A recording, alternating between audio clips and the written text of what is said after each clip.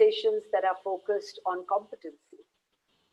You can do a lot to say that when I walk into work every day, what I bring to that workplace is my knowledge, my academic background, my experience, my way of thinking, etc., my leadership, my other, credentials of skills, my attitude, my aptitude, my temperament.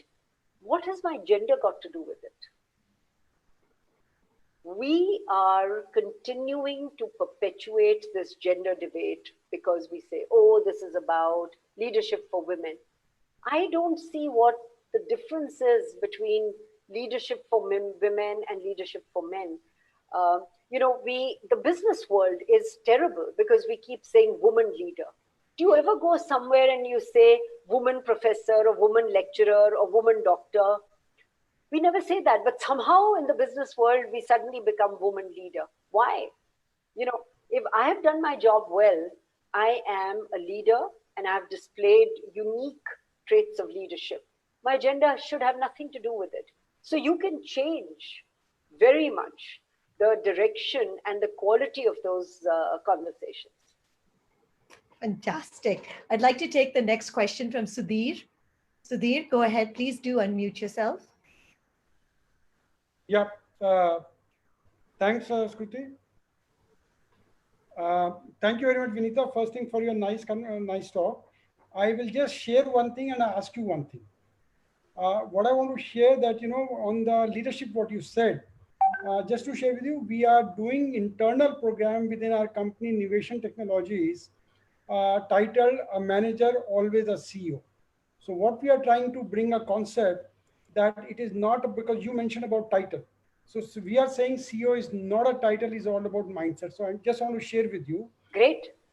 Because, you gave a good emphasis on that. Second, my question to you is, how do you rate, and we are saying very objectively, our India, I don't want to talk about globe, India leadership during COVID in terms of, how we demonstrated our leadership. And I'll tell you my one very specific reference, the labor.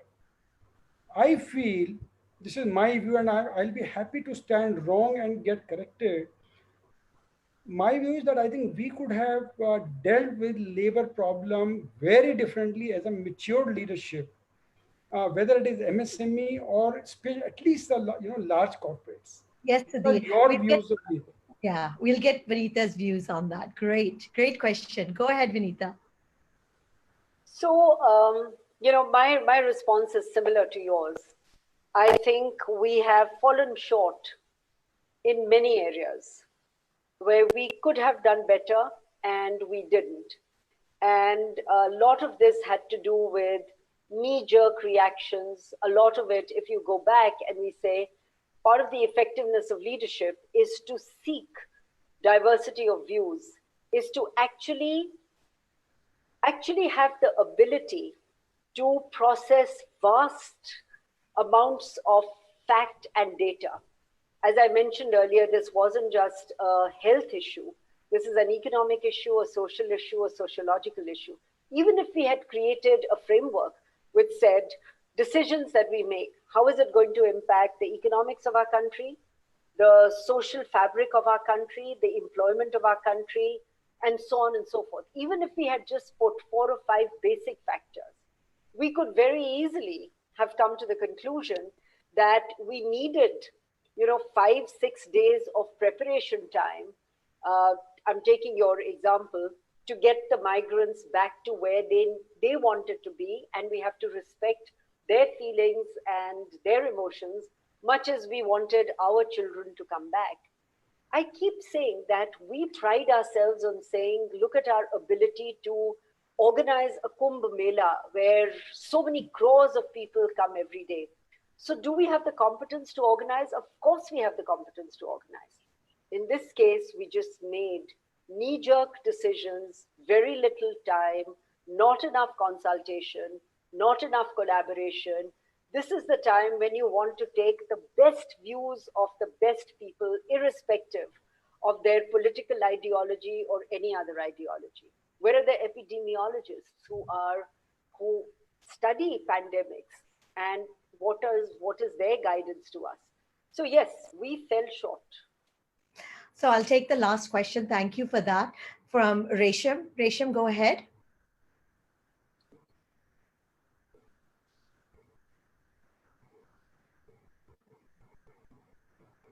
Go ahead, Resham.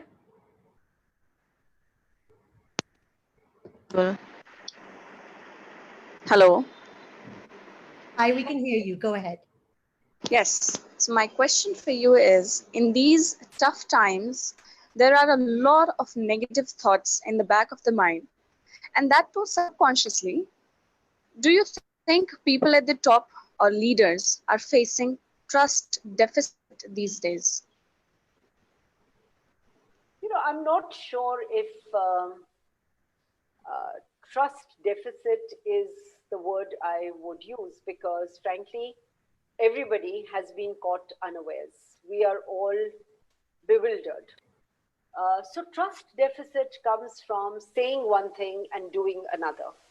And certainly in those areas where the experience of people is, whether it is my employer or anybody else, where I have said something and I'm doing something else, of course there is a trust deficit. But we also have to remember that the situation in which we find ourselves has been so overwhelming that we're actually forgetting what we came from, where we came from, and where we are heading. So a lot of this is a continuity.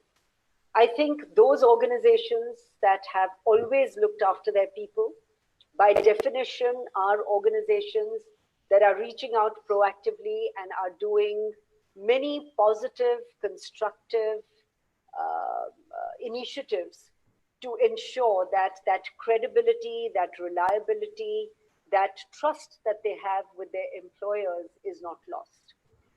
Now, with or without COVID, there are other organizations which have never really done enough to even build up that trust with their employees. So I think we're talking about a mix of everything. But at the heart of it, what we have to do as individuals is to say, first thing, I'm an eternal optimist, and I believe that this is going to end. Obviously, we're not going to spend the rest of our lives living with COVID. So we have to bring positive energy to a difficult situation that we have in front of us.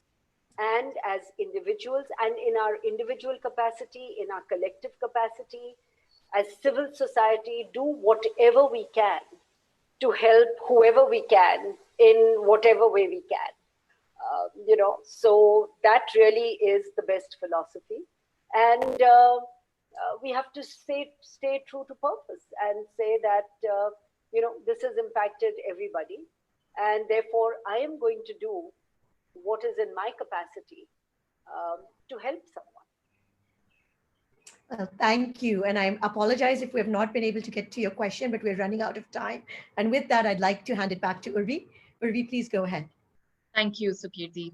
So on behalf of Lean in India, Sipping Thoughts, and BW Business World, I wanted to extend our gratitude and appreciation for serving as a speaker on our leadership series today, Vineeta. Your willingness to share your time and experience was certainly very valuable. Your views on VUCA World